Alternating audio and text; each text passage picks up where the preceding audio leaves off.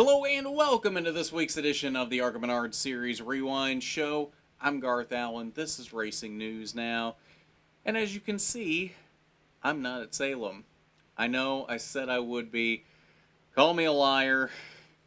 The forecast was super iffy today.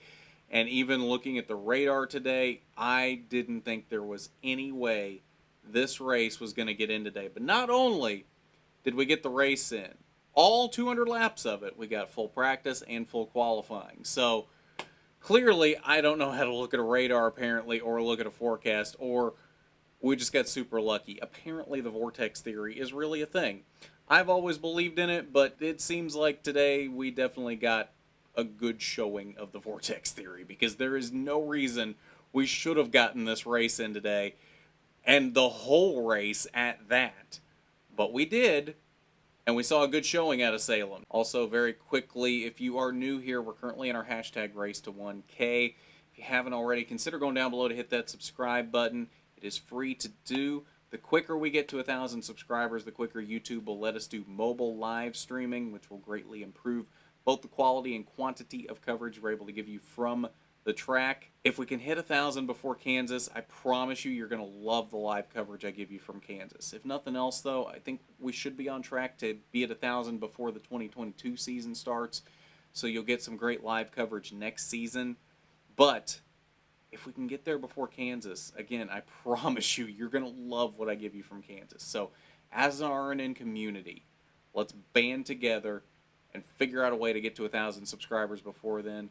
And you're going to love it. You're going to love the coverage I give you from Kansas. I promise. Salem tends to always put on a good show. We're just going to throw that out here right now. Very rarely do we see a bad show at Salem. Was this the greatest race I've ever seen? No. But it was a good, solid, short track race. And it wasn't the last race at Salem. If you remember back to 2019 at Salem, Ty Gibbs ran away with that race. Ty Gibbs did lead a lot of this race, but it wasn't a runaway. We'll get more into that as we get deeper into the race analysis. But overall, pretty solid racing, especially back in the pack. We had some nice battles for position all throughout the pack. We had some heartbreak for some of our full season contenders, Nick Sanchez being specifically the one with the heartbreak. We'll talk about that when we get to the cautions. So let's look at your caution report for the Sioux Chief PowerPEX 200 from the Salem Speedway. 4 cautions on the night. The first one came at lap 43, and this is the heartbreak I was talking about for Nick Sanchez. Had a decent day going. Don't know that he had race-winning speed, but I think definitely could have contended for a top 5 on the day, especially with the speed Raja Caruth showed on the day as well. Unfortunately, wrong place, wrong time. The 10 of Ed Pompa and the 27 of Zachary Tinkle got together at the end of the backstretch headed into turn 3. It was hard to see exactly what happened there. The replay kind of cut into it as it was already happening, so not really sure exactly what happened there. But nonetheless, the 27 got turned around by the 10. The 27 is sitting in the middle of the track. Nick Sanchez comes up on this, is trying to figure out where to go, and unfortunately picks the wrong direction for where he thought the 27 would be, plows right into the 27, destroys the car, ruins the day. Heartbreak for Nick Sanchez. Definitely not the day he deserved from Salem, but that would be the end of the day for Nick Sanchez. Lap 64, the 01 of Willie Mullins has some sort of an accident in turns 3 and 4. Never saw a replay of it, so I'm not 100% sure what happened here. I don't know if something broke in the car or if he had a flat tire or what exactly was happening, but he was wiggling all over the place down pit road. So I tend to believe there was something broke in that car, but I don't know what. Or it could have just been a flat tire. I don't really know. That never really seemed to be explained on the broadcast, so I don't know. I don't know what happened there. Then after that, we went pretty much incident-free, other than the brakes at 101 and 151. Originally, the brakes were supposed to be at 75 and 125. They pushed it back to where the first brake would be past halfway in case rain hit.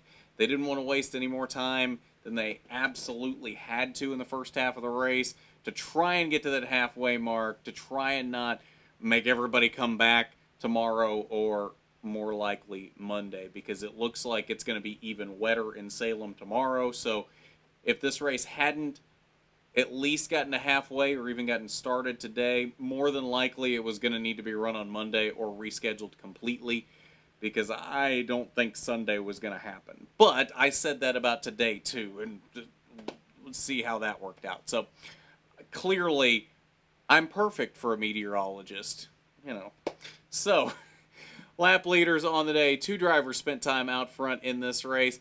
As we said, Ty Gibbs did spend a lot of time out front, 155 laps total out front. Jesse Love, though, spent a good amount of time out front as well. 45 laps led in this race for Jesse Love. So the question is, did Ty Gibbs go back-to-back at Salem? Because we didn't visit Salem in 2020 thanks to COVID.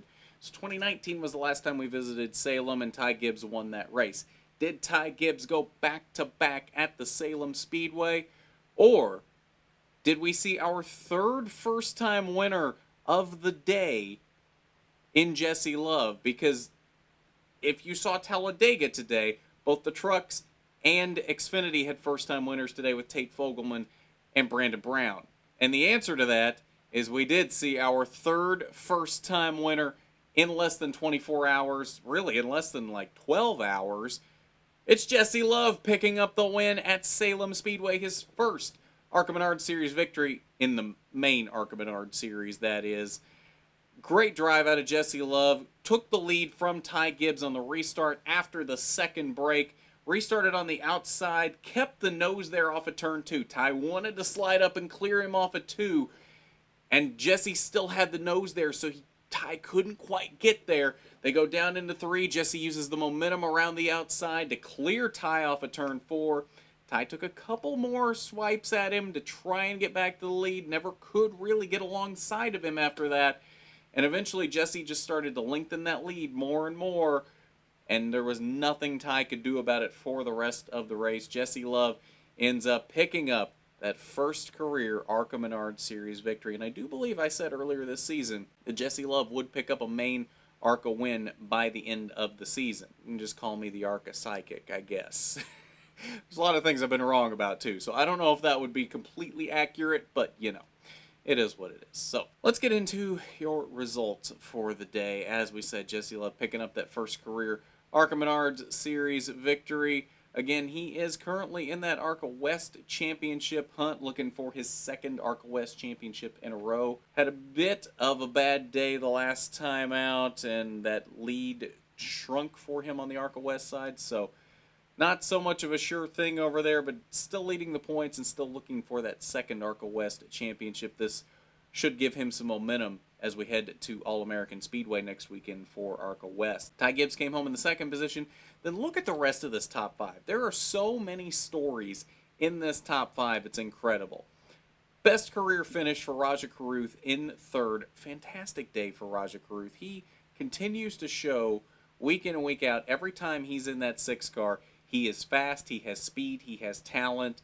We're going to see some good things out of Rajah Caruth in the future, as we're now seeing him move up to higher levels as well, since he, of course, will be at Alpha Prime Racing and Xfinity next year, full-time in ARCA, and I'm hearing there may be more to his schedule next year than just that. Great run for Will Kimmel at his home track in the 4th position. Solid all night long. Pleasant surprise out of Will Kimmel, too, because it seems like lately he hasn't really done much outside of the dirt races. Seems to always be really competitive at the dirt races, but the races he's shown up at outside of that, it's been very hit or miss. So it's really good to see Will Kimmel putting together a very strong run tonight in Salem. And then a great run for Gracie Trotter, her second career top 5 finish to round out the top 5. She was really fast all night, very impressive tonight on a track that really was a lot different than any track I think she had ever been to. Just very solid all night, continually got better throughout the night, and ends up on the lead lap in the top 5. So I think this is a great run for Gracie Trotter and a great building block. Rest of your top 10,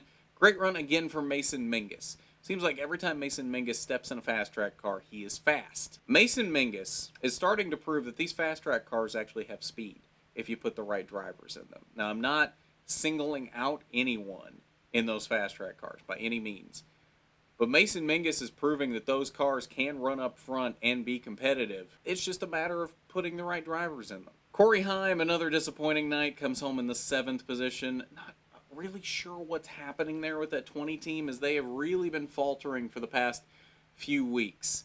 You look at Milwaukee. Milwaukee was a bad race for them. DuQuoin shouldn't have been as bad as it was. That's a whole other can of worms. We've already talked about how much of a disappointment DuQuoin as a whole was, not just for Corey Heim, but the fact that the race was allowed to go on as it was. That race did a number on Corey Heim's championship hopes. Bristol was not a great race for him.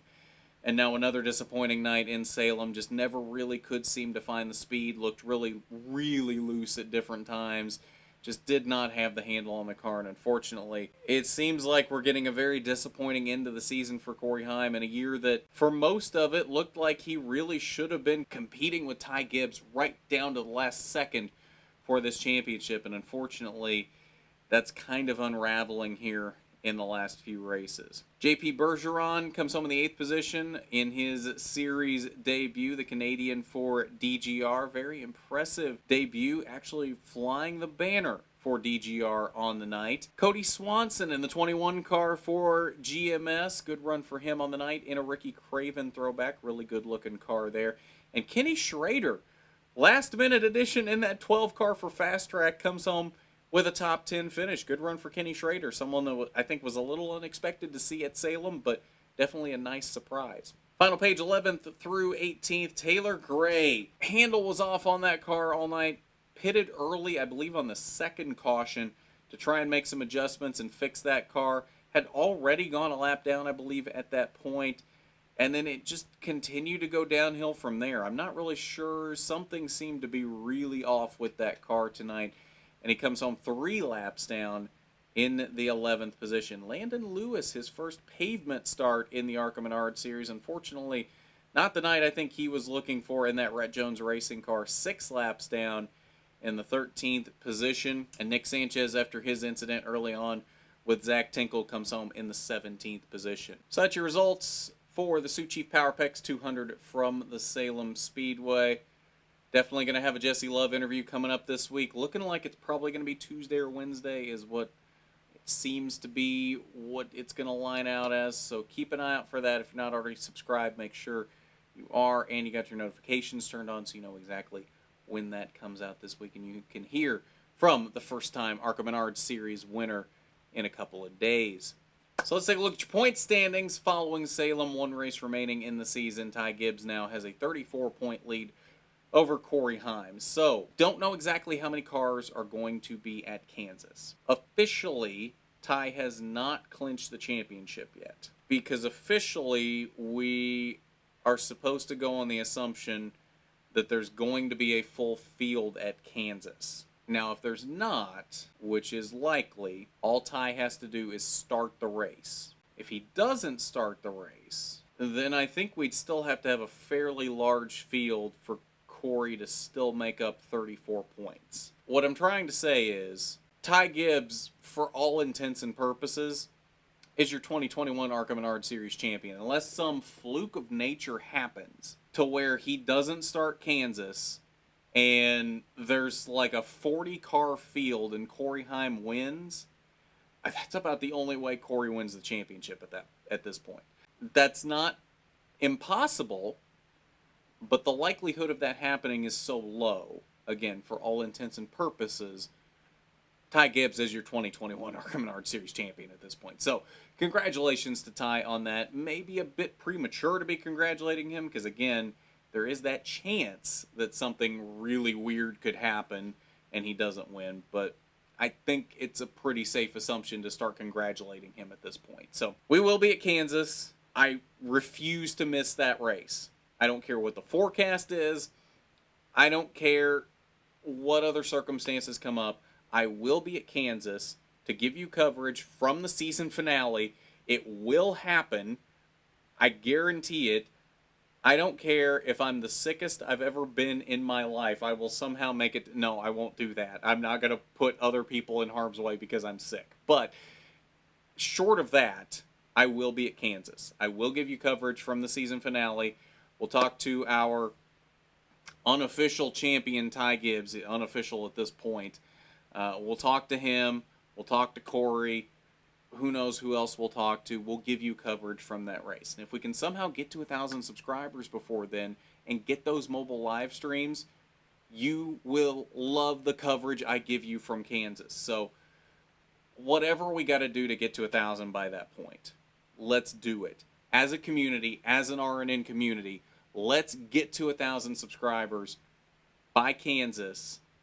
And I promise you, you will love the coverage I give you from that race. I promise you, you will love that live coverage. But that's about it for this one. iRacing coming up on Tuesday. Had a lot of fun with Taylor Gray this past week on iRacing Tuesday. Don't know if we'll have a driver this week or not. I tried to get Jesse on this week, but I believe he will be incapacitated too much on Tuesday to be able to do iRacing. Interview shouldn't be a problem. iRacing, I do believe, is out of the question. So, won't have Jesse this week, but I have been really trying to get Jesse on iRacing for you guys at some point. We'll see when that happens. He is a super busy dude, so eventually we will have him on there. When that will be, I don't know. But we'll have it. We'll get it done for you at some point. Other than that, Roseville coverage coming up. I think that's on Saturday night. So we'll have ARCA West coverage for you next weekend. And who knows what else we'll have for you this week. So just keep an eye on RNN. Make sure your notifications are on. That way you know when anything comes out this week. And as always, we want to thank our Patreon supporter, Regional Manager William Holmes. Thank you as always for your support. It really is greatly appreciated. If you would like to be a patron of RNN, the link is down below in the description. Patreon.com/racingnews now.